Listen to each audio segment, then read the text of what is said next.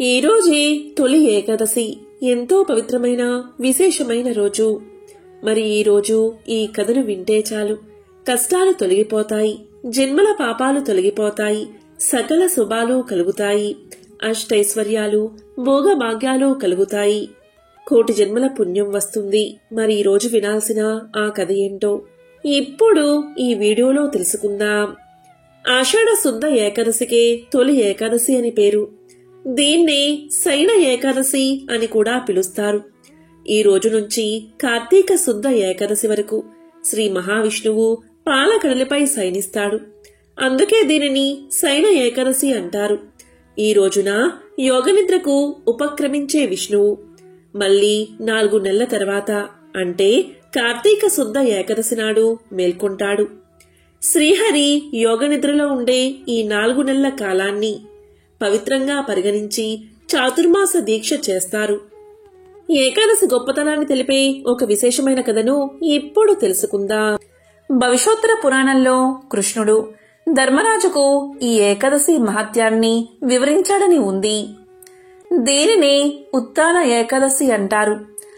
ఈ సందర్భంగా ఏకాదశి జన్మ వృత్తాంతాన్ని ఇప్పుడు తెలుసుకుందాం. అనగనగా మురాసురుడు అనే రాక్షసుడు ఉండేవాడు. అతను మహాబలవంతుడు. ఇంద్రాది దేవతలను సైతం ఓడించి త్రిమూర్తుల మీదకే కాలు దువ్వడం మొదలుపెట్టాడు మురాసురుడు. ఆ బ్రహ్మ రాక్షసుని బారి నుంచి తమను కాపాడమంటూ ముల్లోకాల్లోని దేవతలంతా విష్ణుమూర్తిని ఆశ్రయించారు. దాంతో విష్ణుమూర్తి యుద్ధానికి సన్నద్ధుడై మురాసురునితో తలపడ్డాడు. ఇరువురికి మధ్య భీకరమైన సంగ్రామం మొదలైంది.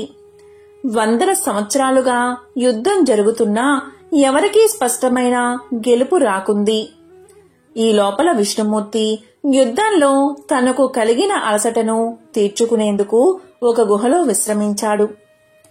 విష్ణుమూర్తి విశ్రాంతి తీసుకుంటున్న విషయం మురాసురునికి చేరింది. విష్ణువు నిద్రలో ఉండగానే అతన్ని సంహరించాలి అనుకుని నిదానంగా ఆ గుహను చేరుకున్నాడు. కాని విష్ణుమూర్తిది అంతా యోగనిద్ర కదా. ఎప్పుడైతే చెడు తలంపుతో ఆయన దగ్గరకు మురాసురుడు చేరుకున్నాడో వెంటనే విష్ణుమూర్తిలోంచి ఒక శక్తి ప్రభవించింది. ఆమె ఏకాదశి. కేవలం తన కంటి చూపుతోనే ఆ మురాసురుణ్ణి భస్మం చేసింది ఏకాదశీదేవి. తన రక్షణ కోసం ప్రత్యక్షమైన ఏకాదశి దేవతను చూసి విష్ణుమూర్తి చాలా ప్రసన్నుడయ్యాడు. నీకేం వరం కావాలో కోరుకోమంటూ అభయాన్ని వసగాడు. దానికి ఏకాదశి తాను ఒక ముఖ్యమైన తిథిగా నిలిచిపోవాలి అని, ఎవరైతే ఆ తిథి రోజున ఉపవాసం ఉండి విష్ణుమూర్తిని ధ్యానిస్తారో వారి పాపాలన్నీ హరించుకుపోవాలని కోరుకుంది. ఆమె కోరికలకి విష్ణుమూర్తి తన అంగీకారాన్ని తెలపడంతో ఏకాదశికి విశిష్టత ఏర్పడింది. మురాసురుణ్ణి సంహరించినందుకు విష్ణుమూర్తికి కూడా మురారి అన్న పేరు సార్థకమయ్యింది. ఒకసారి నారదుడు ఇంద్రుడికి ఇలా చెప్పాడు. ఓ ఇంద్రదేవా, భూలోకంలో రుక్మాంగద మహారాజు ఉన్నాడు. ఆ రాజు తోట మీ నందనవనం కంటే ఎంతో అందంగా ఉంటుంది అని చెప్పగా ఆ మాటలు విన్న ఇంద్రుడు ఆ తోటను చూసి రమ్మని అప్సరసలను పంపించాడు. దీంతో ఆ అప్సరసలు ఆకాశ మార్గంలో భూలోకంలో ఉన్న ఆ తోటలోకి వచ్చి మొత్తం పూలన్నిటినీ కూడా కోసుకుని వెళ్లిపోయేవారు. మర్నాడు రుక్మాంగద మహారాజు పూజకు పువ్వులు లేకపోవడం వల్ల పూలు ఏమయ్యాయా అని ఆరా తీయగా కాపలా భటులు ఆ పువ్వులు కోసినట్లు ఎవర్నీ మేము చూడలేదు అని సమాధానం చెప్పారు. అప్పుడు రుక్మాంగద మహారాజు కాపలా వాళ్లను ఎక్కువ మందిని పెట్టాడు. అయినా మర్నాడు కూడా అదే పరిస్థితి. ఇలా 3 రోజులు వరుసగా జరగడంతో చర్చ మొదలైంది. దానిమీద రాజుకు కంటిమీద కునుక్కు లేకుండా పోయింది. పూల తోటలోకి చీమను కూడా పోనీయకుండా జాగ్రత్త పడినా ఇలా జరుగుతుంది అంటే ఆకాశ మార్గంలో ఎవరో దొంగలిస్తున్నారని చెప్పడంతో రాజుగారు తోట మొత్తం దేవుడి నిర్మాణ్యం అంటే పూజకు దేవుడి మీద పెట్టి తీసేసిన పువ్వులు మొదలైనవి ఆ తోటంతా జల్లించాడు.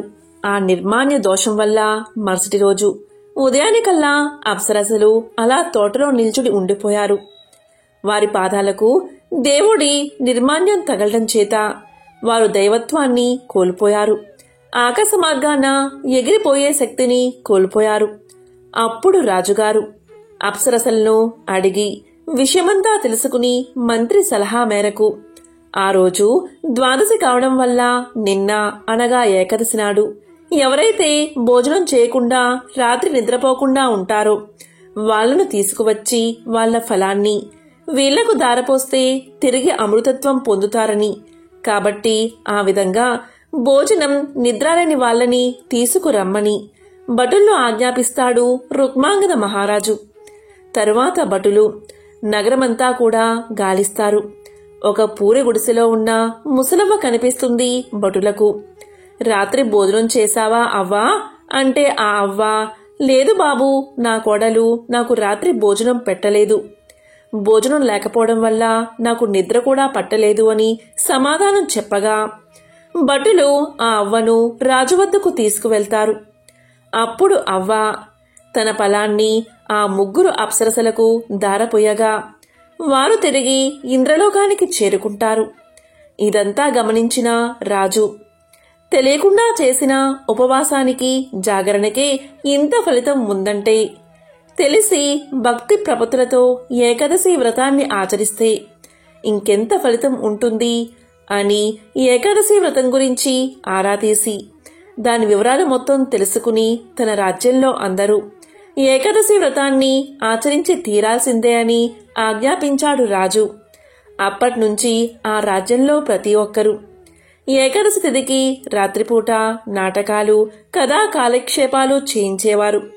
దానితో అందరూ మోక్షాన్ని పొంది ఎవరూ నరకలోకానికి వెళ్లడం మానేశారు. నరకంలో పాపుల సంఖ్య మొత్తం తగ్గిపోయింది.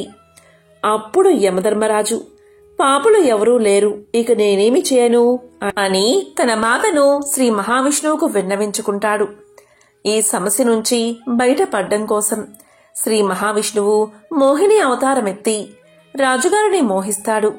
దాంతో రాజుగారు మోహినీదేవిని పెళ్లి చేసుకుందాము అని అనుకోగా మోహినీదేవి రూపంలో ఉన్న శ్రీ మహావిష్ణువు రాజుగారితో, నాకు ఒక కోరిక ఉన్నది, నాకు నచ్చినప్పుడు అడుగుతాను, అప్పుడు మీరు కాదనకుండా ఆ కోరిక తీర్చాలి. ఈ షరతుకు సిద్ధమైతేనే మిమ్మల్ని పెళ్లి చేసుకుంటాను అని పలికింది. దానికి రాజు ఒప్పుకుంటాడు. వారిద్దరూ వివాహం చేసుకుంటారు. కొన్ని సంవత్సరాలకు పుత్ర సంతానం కలుగుతుంది. ఆ కొడుకును రాజుగారు ఎంతో అల్లారుముద్దుగా పెంచుతారు. ఇక తొలి ఏకాదశి రోజు మోహినీదేవి కొడుకును శివుడికి బలి ఇవ్వమని రాజును కోరుతుంది. మోహినికి ఇచ్చిన మాటకు కట్టుబడి రాజుగారు ఖడ్గంతో తన కొడుకును చంపబోతూ ఉండగా ఆ ఖడ్గమే పూలమాలగా మారి తన కొడుకు మెడలో పడుతుంది. అప్పుడు రాజు యొక్క భక్తి ప్రపత్తులకు మెచ్చిన మోహినీదేవి రూపంలో ఉన్న శ్రీ మహావిష్ణువు జరిగిన వృత్తాంతమంతా కూడా వివరించి ఇక నుంచి ఏకాదశి రోజు ఉపవాసముండి జాగరణ చేసి ద్వాదశి నాడు పూజ చేసి ఈ కథను తెలుసుకుని కథా అక్షింతలు వేసుకుంటే 1,000,000 జన్మల పుణ్యం కలుగుతుందని వరాన్ని ప్రసాదించాడు. ఇది తెలియని వాళ్ళు, తెలిసిన ఏకాదశిని ఆచరించిన వాళ్ళు యమలోకానికి చేరుకుంటారని రుక్మాంగద మహారాజుకు విష్ణుమూర్తి తెలియచేశాడు. ఏకాదశి వ్రతం చెయ్యనివారు యమలోకానికి వెళ్లడం ఆరంభించారు. కొంత ఉపశమనం కలిగింది యమధర్మరాజుకు. అలాగే తొలి ఏకాదశి సందర్భంగా సత్సాంగత్యం యొక్క ఫలితం ఎలా ఉంటుందో తెలిపే ఈ పవిత్ర కథను వింటే చాలు జన్మల దోషాలు తొలగి 1,000,000 జన్మల పుణ్యం వస్తుంది. ఒకసారి దేవర్షి అయిన నారదుడు సాక్షాత్తు శ్రీ మహావిష్ణువు యొక్క అవతార రూపుడు. అందుకని యోగేశ్వర ఈశ్వరుడైన శ్రీకృష్ణుడు దేవర్షి నాంచ నారదః అని అన్నాడు. అలాంటి నారదుడు ఒకసారి శ్రీకృష్ణుడిని చూడ్డానికై వచ్చి దండ ప్రణామాలు ఆచరించి, ఓ కృష్ణ, సాంగత్యం యొక్క ఫలం గురించి తెలియచేయండి అని వేడుకున్నాడు. దానికి శ్రీకృష్ణుడు సత్సాంగత్యం మహిమ అనుభవపూర్వకంగానే నారదుడికి తెలియచెయ్యాలని సంకల్పించుకుని, నారదా, నీవు తూర్పు వైపుగా వెళ్తే ఒక పెంటకుప్ప కనిపిస్తుంది. అందులో ఉన్న పేడ పురుగు దగ్గరకు వెళ్ళి దానినే సత్సాంగత్యం యొక్క మహిమ ఏమిటి అని ప్రశ్నించు అని చెప్పి జగన్మోహనముగా చిరునవ్వు నవ్వాడు శ్రీకృష్ణ పరమాత్మ. శ్రీకృష్ణుడి ఆదేశానుసారమే నారదుడు పెంటకుప్ప దగ్గరకు వెళ్లి అందులో ఉన్న పేడ పురుగును ప్రశ్న అడిగాడు. దాంతో వెంటనే ఆ పేడ పురుగు గిరగిరలాడుతూ ప్రాణాలు విడిచింది. ఇలా జరిగిందేమిటి అని దిక్కుస్తూ నారదుడు శ్రీకృష్ణుని చేరుకుని జరిగిందంతా కూడా తెలియచేశాడు. దీంతో ఆ జగన్నాటక సూత్రధారి అయిన శ్రీకృష్ణుడు ఇలా పలికాడు, నారదా, నీవు ఇప్పుడు పశ్చిమ దిశగా వెళ్ళు. ఒక పాడుబడిన దేవాలయం కనిపిస్తుంది. అందులో పావురాలు కనిపిస్తాయి. నీ సందేహాన్ని తీర్చమని వాటిని అడుగు అని పలికాడు. వెంటనే నారదుడు బయలుదేరాడు. ఆ పావురాలను కలుసుకున్నాడు. తన ప్రశ్న వేశాడు. ఏమి విచిత్రమో, ఆ కపోతం కూడా నారద మహర్షి పాదాల మీద పడి ప్రాణాలు విడిచిపెట్టింది. ఇదేమి వింత! ఇంకా ఎన్ని విధాలా ఆ భగవంతుడు నన్ను పరీక్షించాలి అనుకుంటున్నాడు అని బాధపడుతూ శ్రీకృష్ణుని వద్దకు తిరిగి వచ్చి జరిగింది విన్నవించుకున్నాడు నారదుడు. అప్పుడు కృష్ణుడు, అలా జరిగిందా నారదా? అయితే ఈసారి ఉత్తర దిక్కుగా వెళ్ళు. అక్కడి సంస్థానంలోని మహారాజుకు చక్కని మగశిశువు పుట్టాడు. ఈ సందేహాన్ని అతడే తీర్చగలడు అని చెప్పి చిరునవ్వును నవ్వాడు. దీంతో నారదుడు మొదటి 2 సార్లు జరిగింది తలుచుకుని కొంచెం సంకోచించాడు. అయినా సర్వజ్ఞుడైన స్వామి అనుమతిగా నారదుడు అక్కడికి చేరుకున్నాడు. ఈసారి అంతా శుభమే జరుగుతుందని ఆశీర్వదించాడు శ్రీకృష్ణుడు. వెంటనే నారదుడు బయలుదేరి ఆ శిశువు వద్దకు చేరుకున్నాడు. ఓ పాపాయి, మహాత్ముల సాంగత్యం వల్ల కలిగే ప్రయోజనమేమిటి అని ప్రశ్నించాడు. అలా ప్రశ్నించిన మరుక్షణమే ఆ పసిపాప ఒక దేవతగా మారిపోయి భగవత్ స్వరూపుడైన నారదునికి యథావిధిగా ప్రణమిల్లి ఆశ్చర్యంగా చూస్తున్న నారదునితో, దేవర్షి, అలా ఆశ్చర్యపోతున్నావేమిటి? పెంటకుప్పలో ఉన్న పేడ పురుగును నేనే. అప్పుడు నా జన్మ జన్మాంతరాల పుణ్యఫలం వల్ల అమోఘమైన నీ దర్శన భాగ్యం నాకు కలిగింది. మీ వంటి దివ్య పురుషుల సందర్శన మాత్రం చేతే నాకు తర్వాత పావురం జన్మ లభించింది. ఆ జన్మలో కూడా మీ దర్శన భాగ్యం వల్ల నేను మరణించి తర్వాత రాజపుత్రునిగా జన్మించాను. ఈ జన్మలో మీ దర్శనం కలిగినందువల్ల నాకు దైవత్వం లభించింది. మహాత్ముల సాంగత్యం యొక్క మహిమ ఇదే అని తెలియచేసింది. తొలి ఏకాదశి సందర్భంగా ఎంతో విశేషమైన ఈ కథను వింటే చాలు జన్మల పాపాలు తొలగి కోటి జన్మల పుణ్యం వస్తుంది. సకల శుభాలు కలుగుతాయి. పూర్వం ఒక మహారాజుకి 4 కూతుర్లు ఉండేవారు.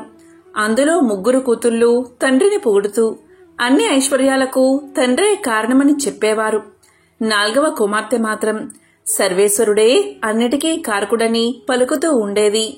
అలా అన్నప్పుడల్లా తండ్రికి చాలా కోపం వచ్చేది. అలా అంటుందని 4వ కుమార్తెపై కోపం వచ్చి ఆమెను ఒక నిరుపేద బ్రాహ్మణుడికిచ్చి వివాహం చేసి, మీరు నా దేశం నుంచి వెళ్లిపోండి అని ఆజ్ఞాపించాడు.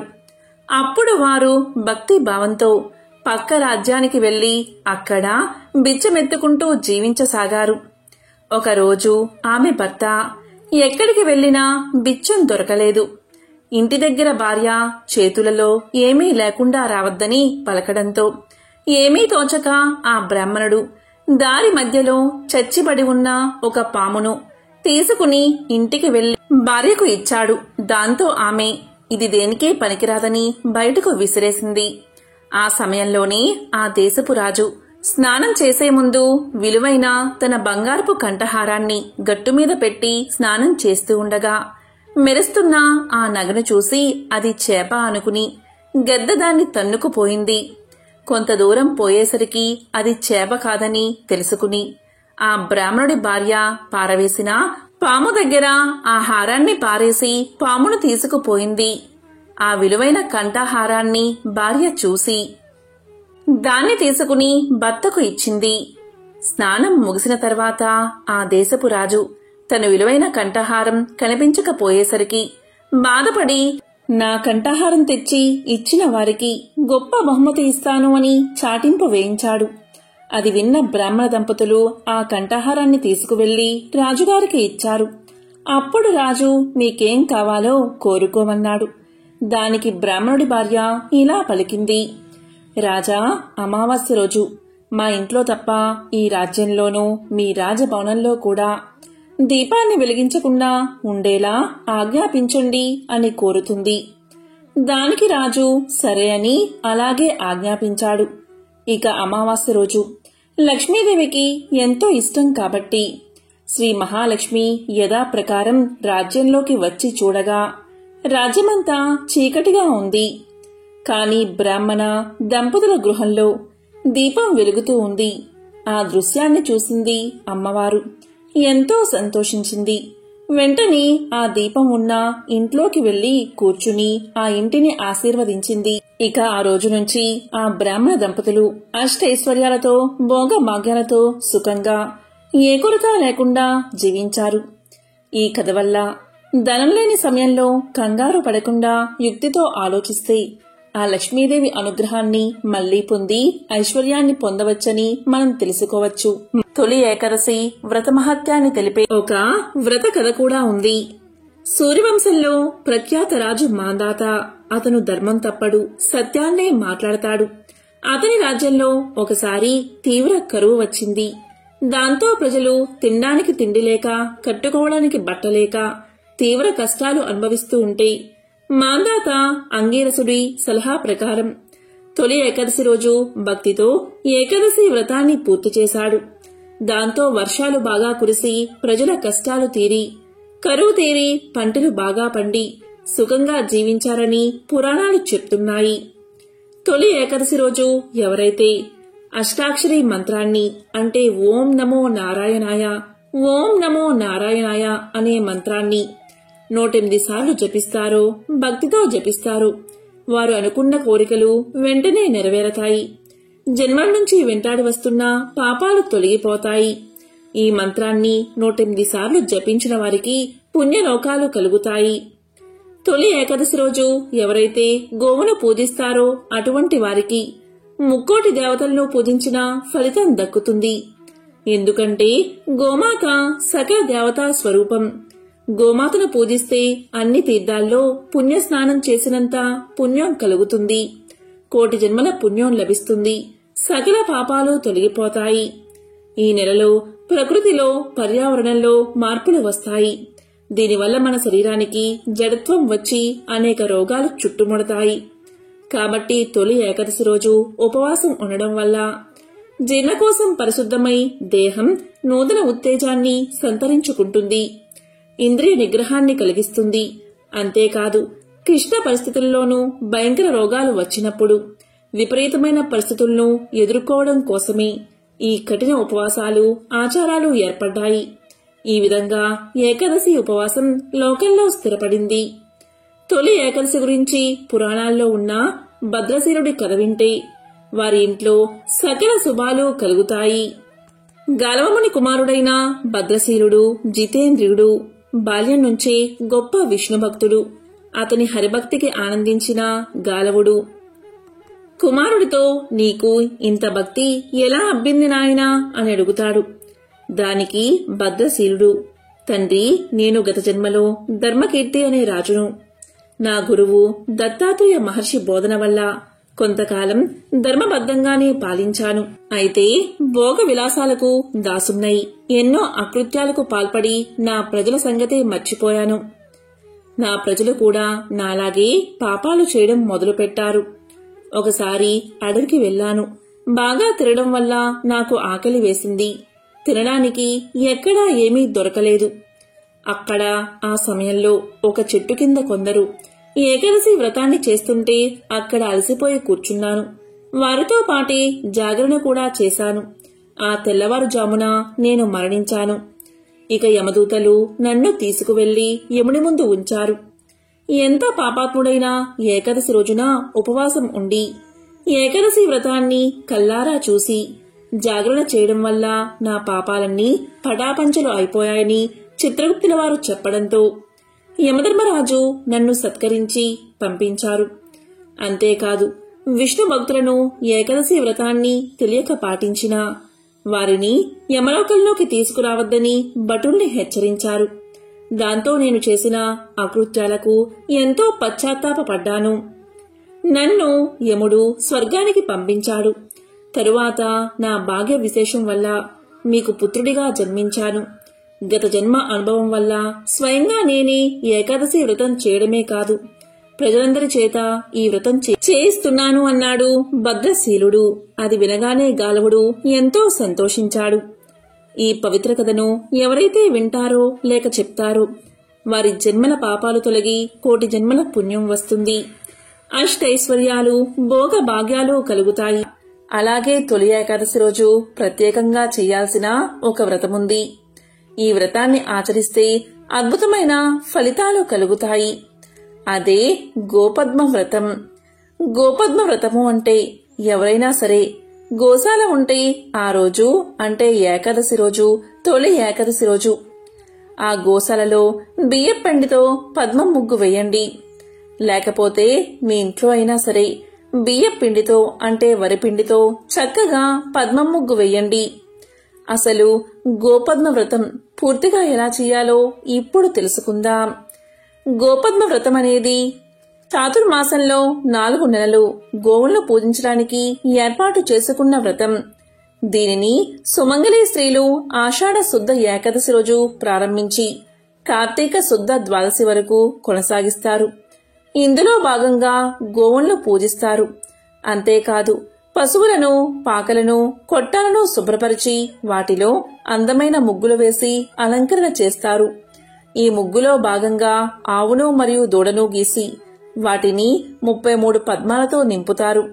పూజలో భాగంగా ముగ్గు చుట్టూ 33 ప్రదక్షిణలు చేస్తారు. అదేవిధంగా అర్ఘ్యాన్ని ఇస్తారు. అలాగే 33 స్వీట్లను దానం చేస్తారు. పశువుల పాక అందుబాటులో లేకపోతే ఇంట్లోనే ముగ్గు వేసి పూజా కార్యక్రమాలు నిర్వహిస్తారు. హిందూ మతంలో ఆవును పవిత్రతకు చిహ్నంగా భావిస్తారు. ఆవును పూజించడం అనేది వైదిక సంస్కృతిలో ఒక భాగం. సమస్త దేవతలు ఆవులో కొలువై ఉంటారని భావిస్తారు. గోపద్మ వ్రతంలో భాగంగా వేసిన ముగ్గుకు పుష్పార్చన జరిపి స్వీట్లను నైవేద్యంగా సమర్పిస్తారు. అలాగే ఆ ముగ్గు చుట్టూ 33 ప్రదక్షిణలు చేసి 33 సార్లు నమస్కారం చేస్తారు. తరువాత ఆవు శరీరంపై 6 మోహిని దేవతలకు ప్రతిగా వేసిన 6 పద్మాలకు 6 సార్లు నమస్కారం చేసి హారతి ఇచ్చి 33 మంది దేవతలకు 33 సార్లు అర్ఘ్యాన్ని ఇస్తారు. మళ్లీ 6 మోహిని దేవతలకు 6 సార్లు వేరుగా అర్ఘ్యాన్ని సమర్పిస్తారు. తరువాత గో పద్మ వ్రత కథను చదివి అక్షింతలు వేసుకుని పూజలో ఏదైనా అపరాధం జరిగి ఉంటే క్షమించమని వేడుకుంటారు. తరువాత స్వీట్లు మొదలైనవి సోదరులకు తరువాత ఇతరులకు దానంగా ఇస్తారు. ఈ వ్రతాన్ని 4 నెలల పాటు క్రమం తప్పకుండా ఆచరిస్తారు. ఎప్పుడైనా అనివార్య కారణాల వల్ల 1-2 రోజులు తప్పిపోయినా ఆ తర్వాత రోజు పూజ కొనసాగించి అపరాధాన్ని క్షమించమని కోరుకుంటారు. ఒకవేళ వరుసగా 7 రోజులు తప్పిపోతే ఆ సంవత్సరానికి వ్రత భంగం జరిగినట్లుగా భావించి ఇక ఆ వ్రతాన్ని కొనసాగించకూడదు. ఈ మధ్యకాలంలో సమయాభావం వల్ల చాలామంది గోపద్మ వ్రతాన్ని వారానికి 1-2 సార్లు మాత్రమే ఆచరిస్తున్నారు. ఇలా గోపద్మ వ్రతాన్ని ఆచరించాక ఎవరికైనా బ్రాహ్మణుడికి దానాన్ని ఇవ్వాలి. గొడుగు కాని పాదరక్షలు కాని తొలి ఏకాదశి రోజు దానంగా ఇవ్వాలి. ఇలా దానంగా ఇస్తే తప్పకుండా అతి త్వరలోనే దరిద్ర బాధలన్నీ తొలగిపోతాయి, అష్టైశ్వర్యాలు కలుగుతాయి. ఇక విన్నంతనే సకల శుభాలు కలగచేసే గోపద్మ వ్రత కథను ఇప్పుడు విందాం. ఒకసారి దేవసభలో అప్సరస అయిన రంభ నాట్య ప్రదర్శన చేస్తుంది. మనోహరంగా వాయిస్తున్న సంగీత వాయిద్యాల నడుమ ఆమె అద్భుత నాట్యం కొనసాగిస్తూ ఉండగా ఒక తబలా పగిలి అపస్వరం రావడంతో కార్యక్రమం ఆగిపోయింది.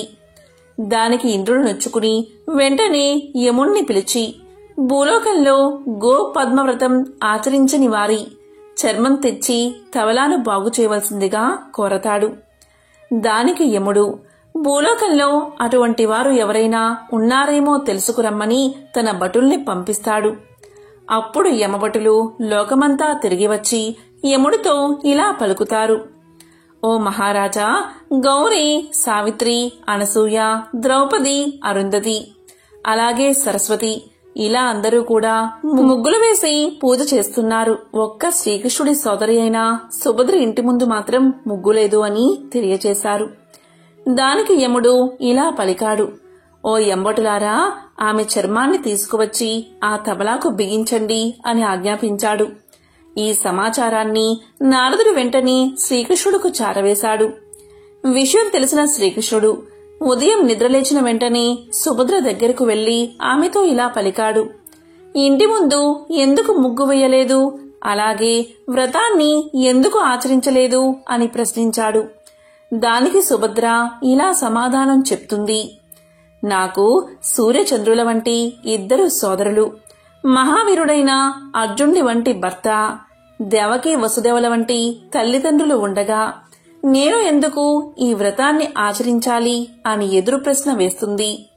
దానికి శ్రీకృష్ణుడు ఇలా సమాధానం చెప్తాడు: అన్నీ ఉన్నా కాని భవిష్యత్తు కోసం వ్రతం ఆచరించాలని ఆమెను ఒప్పించి ఆమెకు వ్రత విధానాన్ని ఇలా వివరిస్తాడు.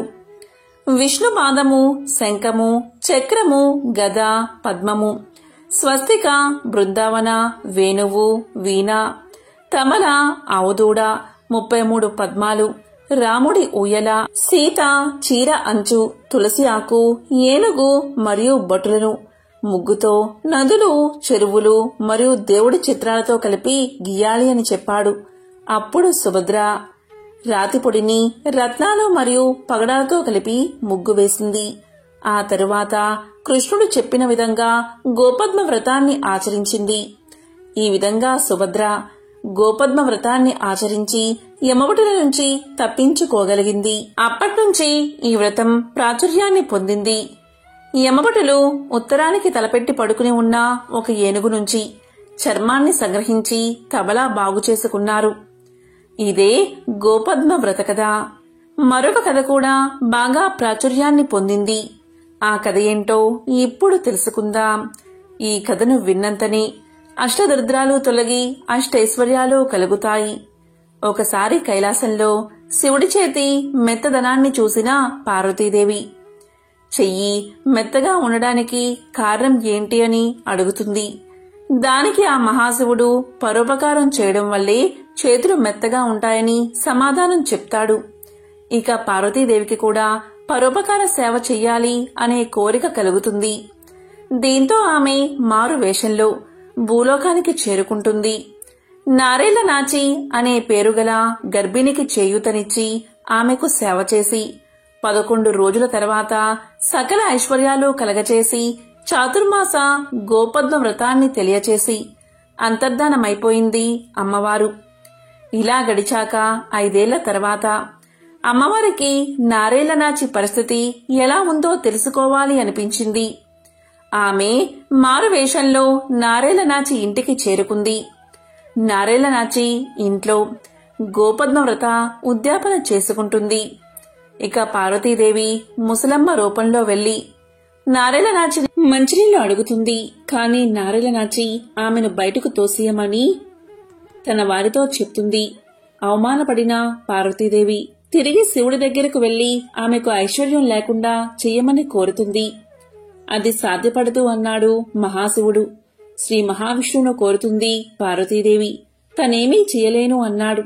చివరకు నారదుడు నారేళ్ల నాచితో జరిగిందంతా చెప్తాడు. తన అపరాధాన్ని గ్రహించిన భక్తురాలు వెంటనే పార్వతీ పరమేశ్వరులకు పాయసాన్ని, గణపతికి ఉండ్రాళ్లను నైవేద్యంగా పెట్టి క్షమించమని వేడుకుంటుంది. దానికి సంతృప్తి చెందిన పార్వతీ పరమేశ్వరులు ఆమెకు సకల ఐశ్వర్యాలు కలగజేశారు. గోపద్మ వ్రతకథను ఎవరైతే వింటారో లేక చెప్తారో వారికి సకల శుభాలు కలుగుతాయి. ఇంట్లో దరిద్రం మొత్తం తొలగి అష్టైశ్వర్యాలు కలుగుతాయి. ఎవరైతే ఈ కథను వింటారో వారి ఇల్లు భోగభాగ్యాలతో తులతూగుతుంది. పాపాలన్నీ నశించి కోటి జన్మల పుణ్యం వస్తుంది. సకల శుభాలు కలుగుతాయి.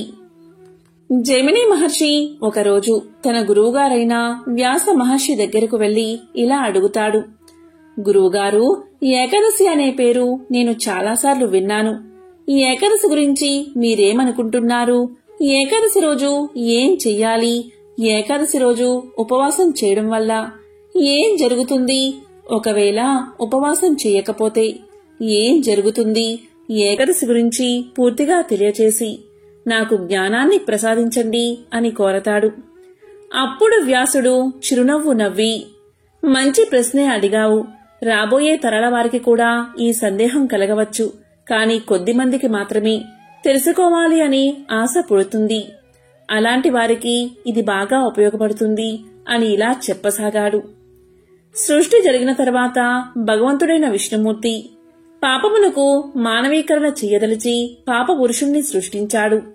జీవులు చేసిన కర్మలు పాపాలు బట్టి వారికి శిక్షను విధించడం, వారికి పునఃజన్మ కలగజేయడం లాంటి ధర్మాలు నిర్వర్తించేవాడు పాప పురుషుడు.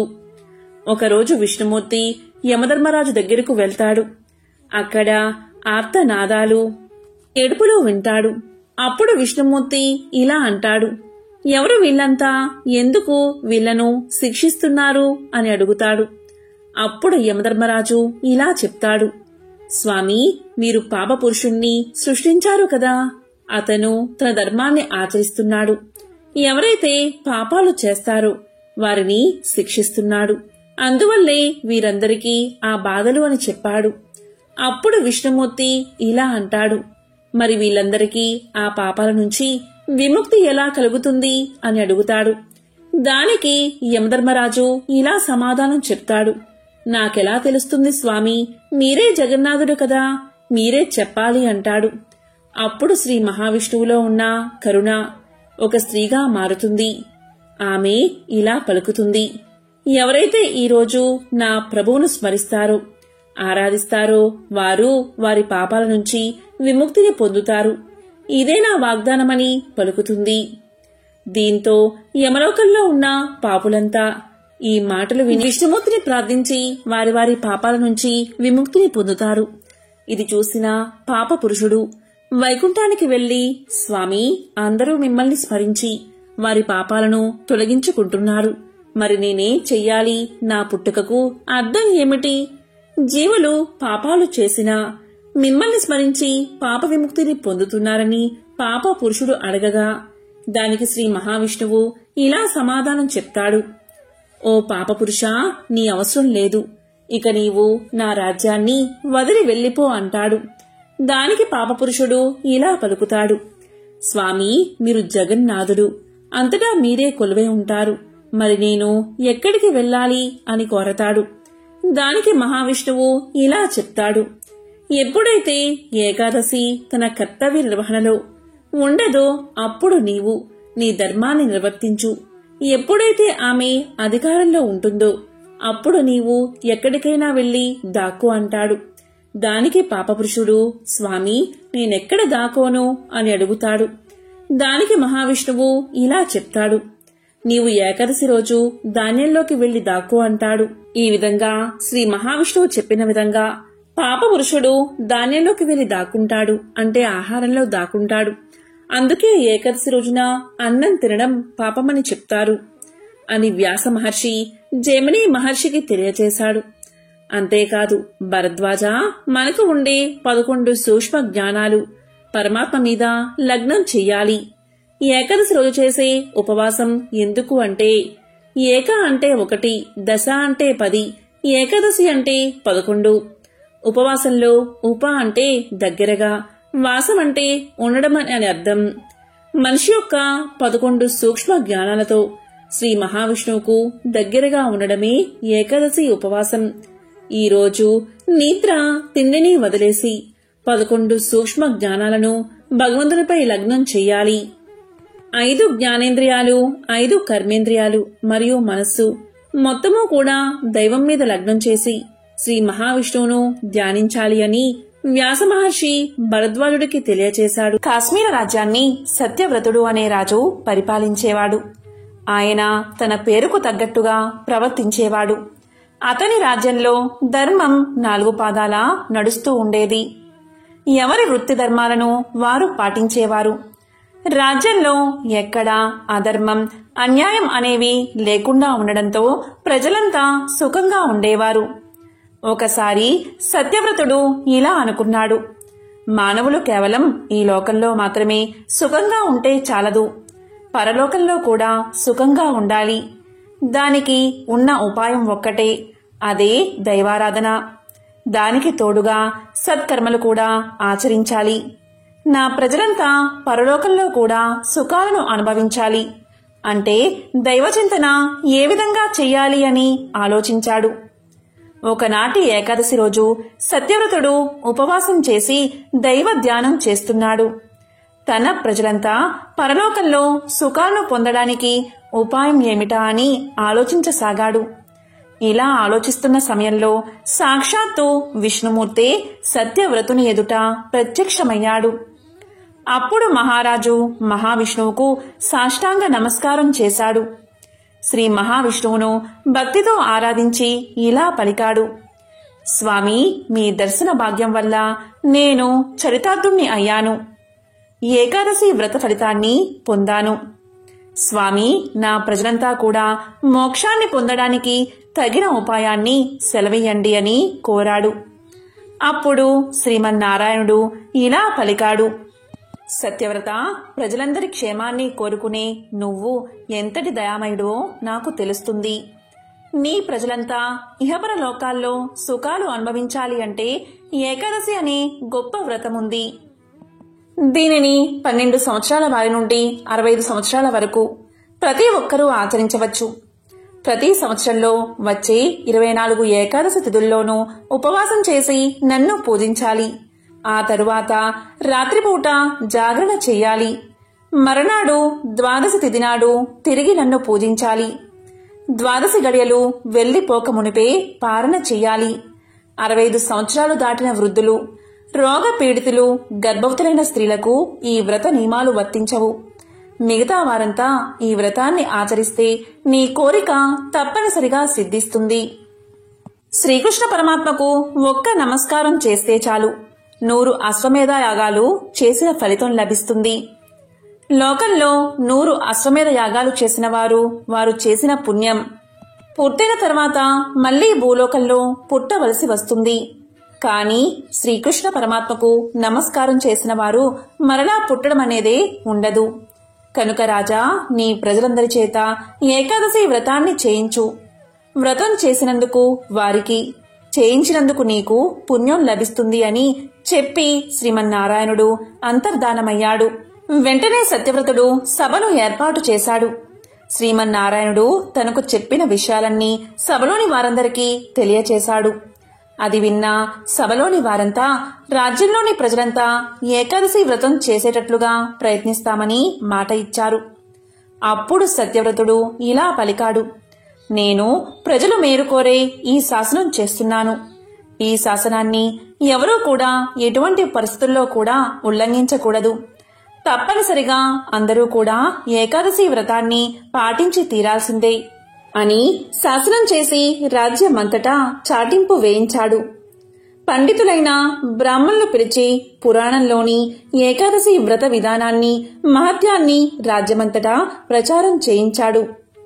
సత్యవతుని ఆజ్ఞ ప్రకారం ప్రజలంతా ఏకాదశి వ్రతాన్ని ఆచరిస్తున్నారు. ఆనందంగా కాలాన్ని గడుపుతున్నారు. సత్యవ్రతుని వైభవాన్ని, ప్రజల భక్తి శ్రద్ధలను చూశాడు ఇంద్రుడు. ఇలా అనుకున్నాడు, నేను మిక్కిలి కష్టపడి 100 అశ్వమేధ యాగాలు చేసి ఈ ఇంద్ర పదవిని పొందాను. ఇప్పుడు సత్యవ్రతుడి రాజ్యంలోని వారంతా శ్రీకృష్ణనామ తత్పరులే. ఒక్క కృష్ణనామం పలికితే 100 అశ్వమేధ యాగాలు చేసినా ఫలితం లభిస్తుంది కదా. మరి ప్రజలంతా ఇన్ని ఏకాదశుల్లో ఎంతో కృష్ణనామ స్మరణ చేసి ఉంటారు కదా. వీరందరికీ ఎంతో పుణ్యం లభించి ఉంటుంది కదా. మరి వీరిలో ఏ ఒక్కడైనా నా ఇంద్ర పదవికి పోటీ వస్తాడేమో. కాబట్టి ఈ రాజ్యంలో అందరి చేత ఏకాదశి వ్రతాన్ని మానిపించాలి. ముందుగా రాజు వ్రతం చేయడం మానేస్తే ప్రజలు కూడా వ్రతం చేయడం మానేస్తారు. అప్పుడు నా ఇంద్ర పదవికి ఎటువంటి ఇబ్బంది ఉండదు అని దేవేంద్రుడు నిర్ణయించుకున్నాడు. వెంటనే తన ఆలోచనలను అమలు పరిచాడు. అందులో భాగంగా మాలిని అనే అప్సరసతో ఇలా పలికాడు. ఓ మాలిని, నీవు సత్యవ్రతుడి వద్దకు వెళ్లి నీ అందచందాలతో అతన్ని మోహంలో ముంచెత్తు. అతని ఏకాదశి వ్రతాన్ని దూరం చెయ్యి అని చెప్పి భూలోకానికి పంపించాడు.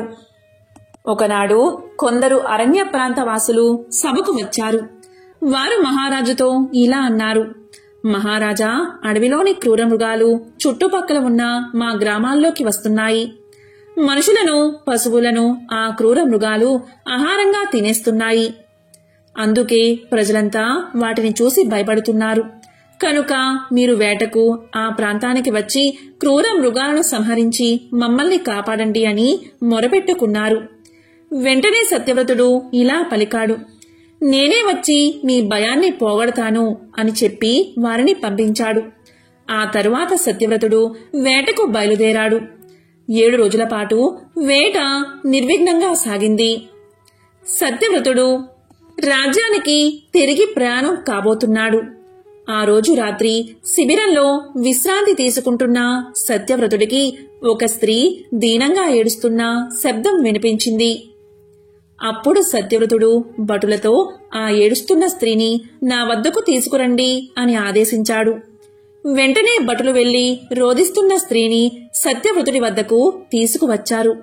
ఆమెను చూసిన సత్యవ్రతుడు ఆమె యొక్క ఎటువంటి కష్టాన్నైనా తీర్చాల్సిందే అని నిర్ణయించుకున్నాడు. అప్పుడు ఆమెతో ఇలా పలికాడు. నీ దుఃఖానికి కారణమేమిటి? నీ వివరాలు ఏమిటి అని ప్రశ్నించాడు. దానికి ఆమె ఇలా చెప్పింది. మహారాజా, నాకు తల్లిదండ్రులు లేరు. నా సోదరుడు నన్ను అమ్మేసి సొమ్ము చేసుకోవాలి అనుకుంటున్నాడు. అందుకే ఎవరికీ తెలియకుండా పారిపోయి ఈ అడవిలోకి వచ్చాను. ప్రస్తుతం నాకు ఎవరూ దిక్కులేరు. నా మీద దయవుంచి నాకు మళ్లీ జీవితాన్ని ప్రసాదించండి అని కోరుకుంది. రాజు ఆమె మాటల మాయలో పడిపోయాడు. ఆమెను వెంటబెట్టుకుని తన సామ్రాజ్యానికి తీసుకువచ్చాడు. ఆమె అందానికి లొంగిపోయి ఆమెను వివాహం కూడా చేసుకున్నాడు. దాంతో ఆమె చిన్న రాణి అయ్యింది. తాను వచ్చిన పని పూర్తి కాబోతున్నదని అనుకుంటూ చిన్నరాణి భర్త మాటను లెక్క చేయడం మానేసింది. మహారాజు చిన్న చిన్న విషయాలు పట్టించుకునేవాడు కాదు. ఆమె ఎలా చెబితే అలాగే చేసేవాడు. ఇక చిన్న రాణిలో నేను ఏది అంటే అదే జరిగి తీరాలి అని మూర్ఖత్వం వచ్చేసింది. మహారాజు కూడా ఆమె మాయలో పూర్తిగా మునిగిపోయాడు. ఇలా కాలం గడుస్తూ ఉండగా ఒకరోజు ఏకాదశి రానే వచ్చింది. అందరూ ఏకాదశి వ్రతం చేయడానికి సిద్ధమవుతున్నారు. రాజు కూడా వ్రతాచరణకు సిద్ధమవుతున్నాడు. ఇంతలో చిన్నరాణి తన పుట్టినరోజు వేడుకలు తప్పనిసరిగా జరిపించాలి అని మహారాజుకు వర్తమానం పంపింది. కేవలం మహారాజే కాదు, రాజ్యంలోని వారంతా తన పుట్టినరోజు వేడుకల్లో తప్పనిసరిగా పాల్గొవాలి అని వర్తమానం పంపించింది. చిన్నరాణి పంపిన వార్తను విని మహారాజు ఆశ్చర్యపోయాడు. ఒకవైపు అందరూ ఉపవాస దీక్షను బట్టి వ్రతాన్ని ఆచరిస్తున్నారు. ఇక ఆ మహారాజు అందరినీ వ్రతం చెయ్యమని ఆదేశించాడు. చిన్నరానికి శతవిధాలా నచ్చ చెప్పడానికి ప్రయత్నించాడు. కాని ఆమె తాను పట్టిన పట్టు విడవలేదు. ఇక మహారాజు కూడా అంతే పట్టుదలతో భార్యతో ఇలా అన్నాడు. నేను భార్య బిడ్డల్ని అయినా వదులుకుంటాను, కాని వ్రతాన్ని మాత్రం వదలను అన్నాడు. చిన్నరానికి మంచి అవకాశం వచ్చింది. అనుకున్న విధంగా రాజుతో ఆమె ఇలా పలికింది. అయితే నీ పెద్ద భార్యను, కుమారుణ్ణి బలి ఇచ్చి నీ భక్తిని నిరూపించుకో, లేదా ఏకాదశి వ్రతాన్ని ఆచరించు అని అడిగింది. అప్పుడు మహారాజు ఏకాదశి వ్రతాన్ని నేను మానలేను అనుకుని తన పెద్ద భార్యను, కుమారుణ్ణి వధించడానికి సిద్ధపడ్డాడు. పెద్దరాణ్ణి చంపడానికి రాజు ఎత్తిన కత్తి పెద్దరాణి మెడలో పూలమాల అయ్యింది. అంతే, మరుక్షణమే శ్రీమన్నారాయణుడు ప్రత్యక్షమయ్యాడు. సత్యవ్రతునికి దేవేంద్రుడి దుర్మార్గం గురించి వివరించి చెప్పాడు. ఈ మాలిని దేవేంద్రుడు నిన్ను వధించడం కోసం పంపిన అప్సరస. కాబట్టి సత్యవ్రత, నా అనుగ్రహం ఉన్నంత వరకు నువ్వు ఈ మాయలో చిక్కుకోవు. ఈ మాయలు నిన్ను ఏమీ చెయ్యలేవు. ఇకపై ఈ స్త్రీ మీద నీకు కలిగిన మోహాన్ని విడిచిపెట్టు. ఈమెను నీ రాజ్యం నుంచి తరిమి కొట్టు. నువ్వు ధర్మ మార్గాన్ని ఎప్పటికీ విడిచిపెట్టకు. నీకు అంతా శుభమే కలుగుతుందని చెప్పి శ్రీమన్నారాయణుడు అర్ధధానమయ్యాడు. సత్యవ్రతుడు ఏకాదశి రోజు విష్ణుదేవుని దర్శనంతో పరమానంద భరితుడయ్యాడు. సత్యవ్రతుడు ఇహలోకంలో సమస్త భోగాలను అనుభవించి చివరికి వైకుంఠ ప్రాప్తి పొందాడు. తన జీవితాన్ని బతికి ఉన్నంతకాలం ప్రజాసేవకే అంకితం చేస్తూ శ్రీహరి సేవలో గడిపి ధన్యుడయ్యాడు. కాబట్టి ఈరోజు ఈ కథను విన్నా, చెప్పినా, చదివినా జన్మల పాపాలు తొలగి కోటి జన్మల పుణ్యం కలుగుతుంది. సకల ఐశ్వర్యాలు కలుగుతాయి. తొలి ఏకాదశి గురించి పురాణాల్లో ఉన్న కథ వింటే చాలు, సకల ఐశ్వర్యాలు మీకు లభిస్తాయి. మరి ఆ కథ ఏంటో ఇప్పుడు తెలుసుకుందాం. గాలవ్యముని కుమారుడైన బద్ధశీలుడు జితేంద్రియుడు బాల్యం నుంచే గొప్ప విష్ణు భక్తుడు. అతని హరిభక్తికి ఆనందించిన గాలవుడు ఇలా పలికాడు. నీకు ఇంత భక్తి ఎలా కలిగింది అని అడిగాడు. అప్పుడు భద్రశీలుడు ఇలా సమాధానం చెప్పాడు. తండ్రి, నేను గత జన్మలో ధర్మకీర్తి అనే రాజుని. నా గురువు దత్తాత్రేయ మహర్షి. అతని బోధన వల్ల కొంతకాలం ధర్మబద్ధంగానే రాజ్యాన్ని పాలించాను. తర్వాతి కాలంలో బాగా విలాసాలకు అలవాటు పడ్డాను. దీని కారణంగా ఎన్నో అకృత్యాలకు పాల్పడి నా ప్రజల సంగతే మర్చిపోయాను. నా ప్రజలు కూడా నాలాగే పాపాలు చేయడం మొదలుపెట్టారు. నేను ఒకసారి అడవికి వెళ్లాను. అలసి తిరగడం వల్ల నాకు బాగా ఆకలి వేసింది. తినడానికి ఏమీ దొరకలేదు. ఒక చెట్టు కింద ఆ సమయంలో కొందరు ఏకాదశి వ్రతాన్ని ఆచరిస్తున్నారు. అలసిపోయి ఉన్న నేను అక్కడికి వెళ్లి కూర్చున్నాను. వారితో పాటే ఏకాదశి జాగరణ చేశాను. ఆ మరుసటి రోజే అంటే ద్వాదశి రోజు తెల్లవారుజామున మరణించాను. యమదూతలు నన్ను తీసుకువెళ్లి యముడి ముందు ఉంచారు. ఎంతో పాపాత్ముడైన నేను ఏకాదశి రోజున ఉపవాసం ఉండి ఏకాదశి వ్రతాన్ని కల్లారా చూసి జాగరణ చేయడం వల్ల నా పాపాలన్నీ పటాపంచలు అయిపోయాయని చిత్రగుప్తుడు చెప్పడంతో యమధర్మరాజు నన్ను వదిలిపెట్టాడు. అంతేకాదు, యమధర్మరాజు ఇలా పలికాడు. విష్ణు భక్తులను ఏకాదశి వ్రతాన్ని తెలిసి తెలియక పాటించిన వారిని సైతం యమలోకంలోకి తీసుకురావద్దని భటుల్ని హెచ్చరించాడు. దాంతో నేను చేసిన అకృత్యాలకు ఎంతో పశ్చాత్తాపపడ్డాను. అప్పుడు యమధర్మరాజు నన్ను స్వర్గానికి పంపాడు. తరువాత నా పుణ్యభాగ్య విశేషం వల్ల మీకు పుత్రుడిగా జన్మించాను. గత జన్మ అనుభవం వల్ల స్వయంగా నేనే ఏకాదశి వ్రతాన్ని ఆచరించడమే కాదు, ప్రజలందరి చేత ఈ వ్రతాన్ని ఆచరించేలా చేస్తున్నాను అన్నాడు ఆ ముని కుమారుడు. అది విన్న గాలవుడు ఎంతో సంతోషించాడు.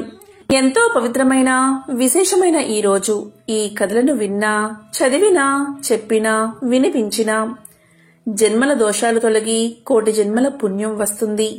సకల శుభాలు కలుగుతాయి. ఓం నమో నారాయణాయ. ఓం నమో భగవతే వాసుదేవాయ. ఓం నమః శివాయ.